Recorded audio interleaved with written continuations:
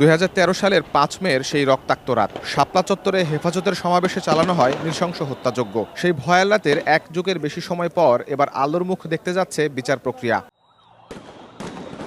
ঘটনার তদন্ত শেষে চিফ প্রসিকিউটরের কাছে প্রতিবেদন জমা দিয়েছে তদন্ত সংস্থা, যেখানে তৎকালীন প্রধানমন্ত্রী শেখ হাসিনা এবং পুলিশ ও বিজিবি প্রধান সহ 41 জনেরও বেশি ব্যক্তিকে আসামি করা হয়েছে। তালিকায় আছেন 71 টিভির সাবেক প্রধান সম্পাদক মোজাম্মেল হক বাবু, সাবেক প্রধান প্রতিবেদক ফারজানা রূপা এবং সাংবাদিক শাহরিয়ার কবির। তদন্তের অগ্রগতি জানতে রোববার সকালে চিফ প্রসিকিউটরের সঙ্গে দেখা করেন হেফাজতে ইসলামের একটি প্রতিনিধি দল। আমাদের যে অভিযোগ ছিল এই রিপোর্ট খসড়া রিপোর্ট তার কাছাকাছি আছে। প্রাথমিকভাবে আমরা যেটুকু দেখেছি কিছু আমাদের টুকটাক কারেকশন আছে। আমরা একটু পর্যালোচনা করে আমরা এই দু একদিনের মধ্যেই আমাদের কারেকশনের কথাগুলো আমরা ওনাদেরকে বলবো।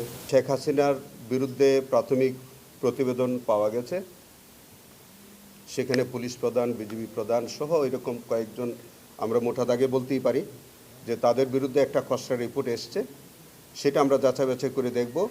ভোগান্তি ভুলে চলে আসুন রিগালে, ওয়ারেন্টি সহ স্টাইলিশ কালেকশন নিয়ে ready regal furniture. Chief prosecutor জানান, শাপলা চত্বরের ঘটনায় 61 জন নিহত হওয়ার তথ্য পাওয়া গেলেও এখন পর্যন্ত 58 জনের পরিচয় শনাক্ত করা গেছে। ঢাকায় না, নারায়ণগঞ্জে ঘটেছে, কক্সবাজারে ঘটেছে, সে চট্টগ্রামে।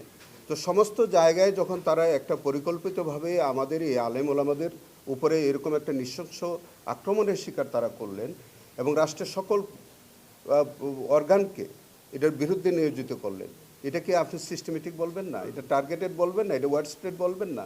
মঙ্গলবার মামলার তদন্ত প্রতিবেদন ট্রাইব্যুনালে জমা দেবেন চিফ প্রসিকিউটর। আগামী 21 তারিখ আমাদের ট্রাইব্যুনাল খোলার দিনই আমি বাদী হয়ে আমাদের ফর্মাল চার্জটা আমি দাখিল করতে চাই। শাহরিয়ার শৌমিক, সময় সংবাদ, ঢাকা।